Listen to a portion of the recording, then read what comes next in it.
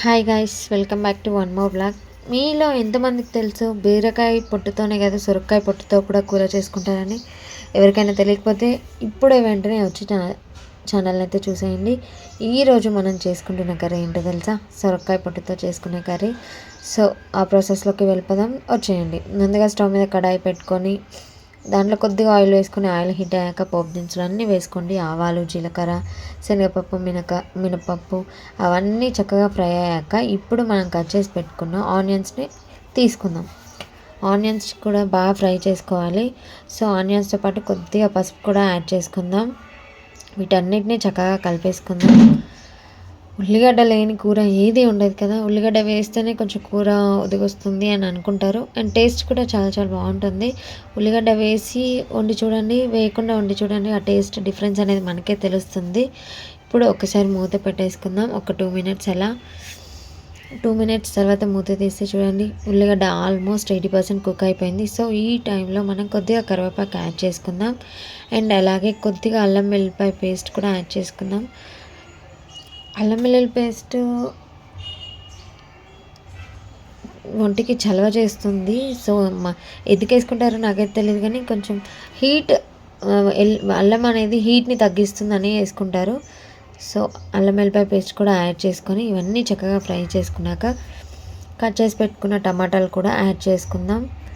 టమాటా ఉడకడానికి త్వరగా ఉడుకుతుంది. నేను ఫస్ట్ సొరకాయ పొట్టు వేసుకుంటే బాగుంటుండే, కొంచెం ముదిరింది. అది లేతగా ఉంటే తర్వాత వేసుకున్నా ఏం కాదు. కొంచెం సొరకాయ పొట్టు ఫస్ట్ వేసుకొని అది కొద్దిగా మగ్గిన తర్వాత టమాటా వేసుకోవచ్చు. అలా అయినా ఏం లేదు, ఇలా అయినా ఏం లేదు.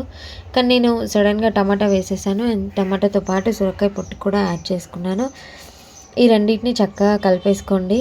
పొట్టు సొరకాయ కొంచెం ముదిరింది, లేదు అంటే లేతగా ఉంటే త్వరగా ఉడికిపోతుంది. అది చూసుకొని మీరు వండుకుంటే బాగుంటుంది. ఈ సొరకాయ పొట్టుతో నాన్ వెజ్ తినేవాళ్ళు ఎగ్స్ కూడా కలిపి వేసుకుంటారంట, అది నాకైతే తెలీదు. నా స్టైల్ అయితే నేను చూపిస్తున్నాను. ఎవరికైనా నచ్చితే ఒక్కసారి నా ఛానల్ చూడండి, లైక్ చేయండి, సబ్స్క్రైబ్ చేసుకోవడం మాత్రం మర్చిపోవద్దు. ఇలాంటి వీడియోస్ మరెన్నో మీకు అందిస్తానని చెప్తున్నాను. సో ఇలా చక్కగా అన్నీ కలిపేసుకోండి. ముక్క ఉడికిందా లేదా, పొరటు ఉడికిందా లేదా అని చూస్తున్నాను ఇక్కడ. సో మళ్ళీ ఒకసారి మూత తీసుకొని చూసుకుంటే చూడండి, ఆయిల్ అనేది మనకు పైకి తేలుతుంది కదా. సో ఇలా టమాటా తొందరగా కుక్ అవుతుంది కదా, మన పొట్టు అలాగే ఉంటుంది. సో అలా ఏం లేదు, కొద్దిగా మగ్గింది, కానీ కొంచెం ముందు వేసి తర్వాత ఫ్రై చేస్తే అయిపోతుండేనేమో అనిపించింది. ఓకే, పర్లేదులే, ఇలా అయితే కర్రీనే కదా. ఇప్పుడు మన టేస్ట్కి తగ్గట్టుగా 1 టేబుల్ స్పూన్ కారం, అలాగే 1 టేబుల్ స్పూన్ ఉప్పు యాడ్ చేసుకోండి. మీరు ఎలా అయితే వేసుకుంటారో అలా వేసుకోండి, నేను చెప్పినట్టు కాకుండా.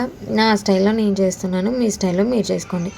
కారం ఎప్పుడు ఎలా వేస్తామో అది అందరికీ తెలుస్తుంది కదా. సో అలా ఇప్పుడు మూత పెట్టేసుకుందాం ఒక 2 మినిట్స్. మళ్ళీ తీసేసుకొని చూడండి, ఆల్మోస్ట్ మన కర్రీ అయితే రెడీ అయిపోయింది, దగ్గరికి వచ్చేసింది. చెప్తూ ఉంటాను కదా ప్రతిసారి వీడియోలో, స్టీల్ కడాయిలో చేస్తే అడుగు అంటుకుంటుంది అని. సో అలాగే అవుతుంది. అలా అంటుకుంటేనే కూర టేస్ట్ అనేది చాలా బాగుంటుంది తెలుసా. ఇలా మొత్తం చక్కగా అంతా కలిపేసుకోండి. ఇప్పుడు మనం ఫస్ట్ కొద్దిగా ఉడకపెట్టుకున్న పెసరపప్పుని ఉడకపెట్టుకొని వాటర్ అంతా తీసేసుకున్నాం కదా. సో ఆ పప్పుని ఇందులో యాడ్ చేసుకుందాం. మెయిన్ హైలైట్ ఏంది అంటే ఈ కూరలోకి పెసరపప్పేనండి. పెసరపప్పు వేయడం వల్ల కూర టేస్ట్ అనేది చాలా చాలా బాగుంటుంది. మీరు తప్పకుండా ఒకసారి ట్రై చేయండి, నచ్చుతుంది. ఎవరైనా ట్రై చేస్తే నాకు తప్పకుండా కామెంట్ సెక్షన్లో కామెంట్ చేయడం మాత్రం మర్చిపోవద్దు. మీ నా ఛానల్ని కనుక ఇప్పుడే చూస్తే సబ్స్క్రైబ్ చేసుకోవడం కూడా మర్చిపోవద్దు. చక్కగా అంతా ఒకసారి కలిపేసుకోండి. సాఫ్ట్గా ఉడికితే సరిపోతుందండి, మరీ మెత్తగా ఉడికించుకోవద్దు పప్పు. మనకు పొడి పొడిగా కావాలి అనుకుంటే ఒక 10 మినిట్స్ అలా ఉడికిస్తే సరిపోతుంది వాటర్లో. అంతే అండి, మన టేస్టీ సొరకాయ పెసరపప్పు కర్రీ, సొరకాయ పొట్టు పెసరపప్పు కర్రీ. ఒకసారి మూత పెట్టేసుకుందాం, మళ్ళీ ఒకసారి మూత తీసేసుకొని చూద్దాం. చూడండి, ఆల్మోస్ట్ దగ్గరకు అయిపోయింది కదా. సో అంతే సింపుల్గా చేసుకునే సొరకాయ పొట్టు పెసరపప్పు కర్రీ అయితే రెడీ. ఇప్పుడు మనం గిన్నెలోకి సర్వ్ చేసుకుందాం. తింటే ఉంటుంది, ఒకసారి ఖచ్చితంగా ట్రై చేయండి, ట్రై చేయడం మాత్రం మర్చిపోవద్దు. వెజిటేరియన్స్కి బాగా తెలిసి ఉంటుంది ఇలాంటి కర్రీస్, నాన్ వెజిటేరియన్స్కి అయితే తెలియదు. సో ప్లీజ్ వీడియో నచ్చితే ఒక లైక్ చేయండి. Thank you for watching.